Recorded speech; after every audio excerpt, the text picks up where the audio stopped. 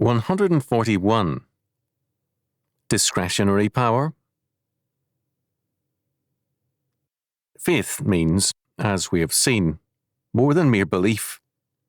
It means relying on the every word of God. It means placing our entire life under the authority of God and His Word. Paul, in Romans chapter 1, verses 17 to 32, speaks of God's judgment on those who, while knowing God and His law, as all men do, live instead by their own word. Paul singles out the homosexual and the lesbian as examples of the radical insistence of man on his own word and law. They are representative of ultimate apostasy. For God's law and God's order, they substitute their own. The result is radical disorder in the sexual sphere, in the family sphere, and in the general social sphere, a revolt against all God-given authority and against all God-ordained human ties. Romans chapter 1, verses 28 to 31.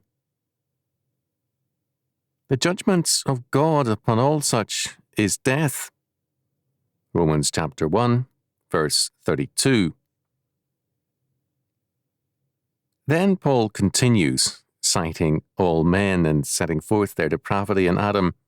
Romans chapter 2, verses 1 to 3, chapter 3, verse 1. There is none righteous, no, not one. Romans chapter 3, verse 10. None. No man in himself is righteous or just. No man has in and of himself anything in him to commend him to God. No man can dare to instruct or correct God, because all men are, apart from the grace of God unto salvation, fallen and corrupt. They stand only by the grace of God, and they can only stand in terms of the whole Word of God.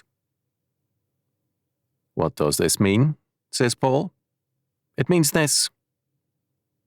Do we then make void the law through faith? God forbid. Yea, we establish the law. Romans chapter 3, verse 31. To grasp what Paul is saying, it is important to see that, in Romans chapter 2, he is clearly denouncing the faith of old Israel and defining the true Jew as one who is such from the heart, whose faith is not merely a formal assent, but the works which the faith and the law require.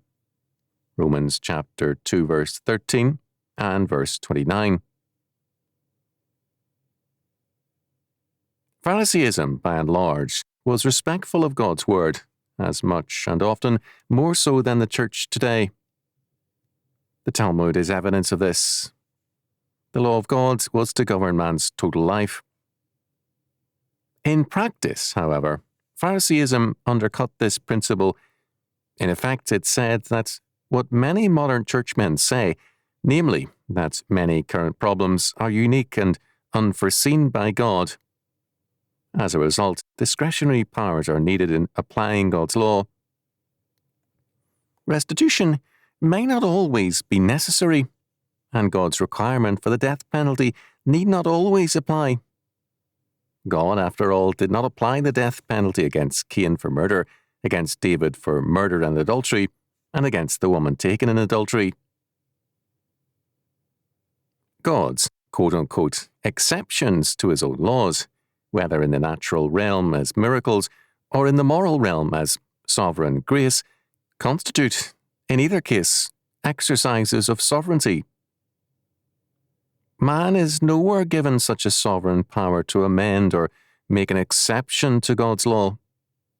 It is a power which belongs to God alone. Today, however, this claim to discretionary power over the law is claimed by the civil courts, the church courts, and all men. Such men will declare, I uphold the law, but they deny it when they claim discretionary powers. Such a power is not in man. It is in implication and explication. A claim to sovereignty over God It is a declaration that a higher justice comes from man and his discretionary power. Paul declares, however, that there is none just, no, not one.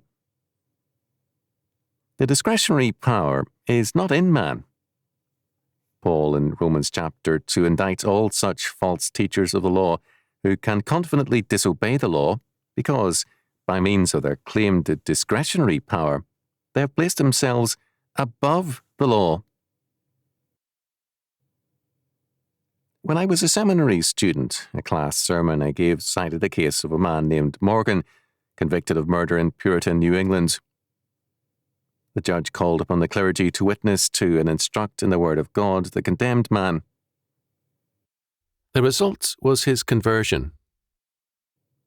At the place of execution, he gave an eloquent witness, expressed his gratitude, and was hung. The class was outraged. The man should have been forgiven. The man indeed had theological forgiveness, but God's law required his death all the same. To set aside the death penalty where God requires it will give us exactly what we have today, a lawless society. The exercise of discretionary power means the collapse of law. It means God's law and judgment are replaced by man's law and judgment. In Judea, at the time of our Lord's birth, the requirements of God's law had been made inoperative by both the people, their rulers and teachers, and the Roman overlords. The death penalty for adultery was thus set aside. Divorce replaced it, but even then divorce was not mandatory. Joseph, however, when he learned that Mary was pregnant, being a just or righteous man, decided to divorce her, although it was his decision to do so as quietly as possible. Matthew chapter 1, verse 19. It should be noted that Joseph is described as being a just man because he was determined that ostensible adultery be judged.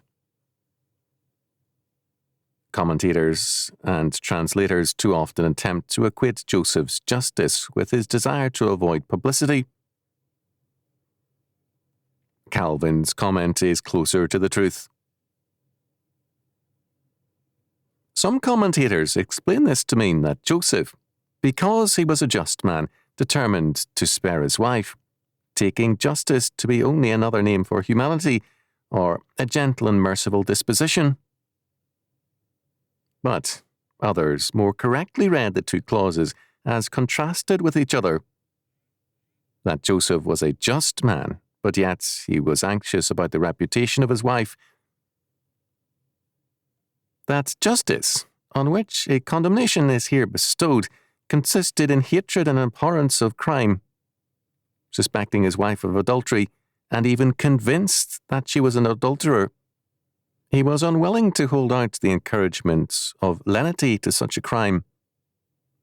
And certainly he is but a pander to his wife, who connives at her unchastity. Not only is such wickedness regarded with abhorrence by good and honourable minds, but that winking at crime which I have mentioned is marked by the laws with infamy.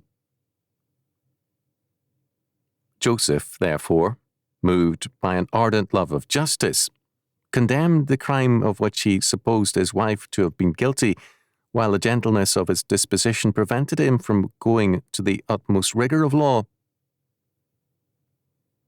It was a moderate and calmer method to depart privately and remove to a distant place. Hence, we infer that he was not so soft and effeminate a disposition as to screen and promote uncleanness under the pretence of merciful dealing. He only made some abatement from stern justice so as not to expose his wife to evil report.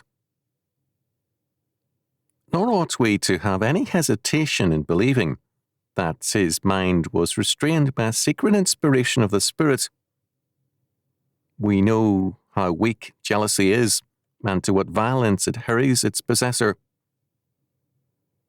Though Joseph did not proceed to rash and headlong conduct, Yet he was wonderfully preserved from many imminent dangers which would have sprung out of his resolution to depart.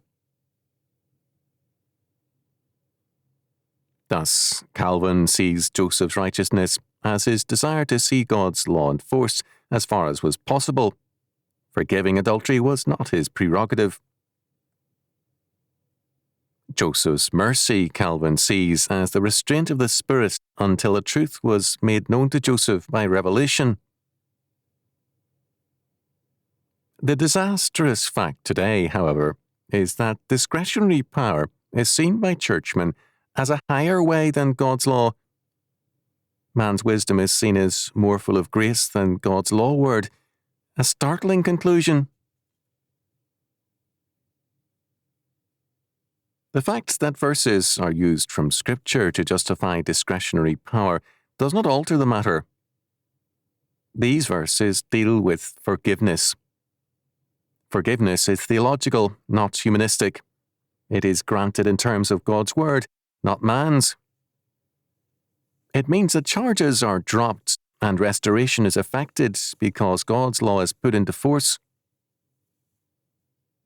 Man's forgiveness and man's discretionary powers only compound the offence.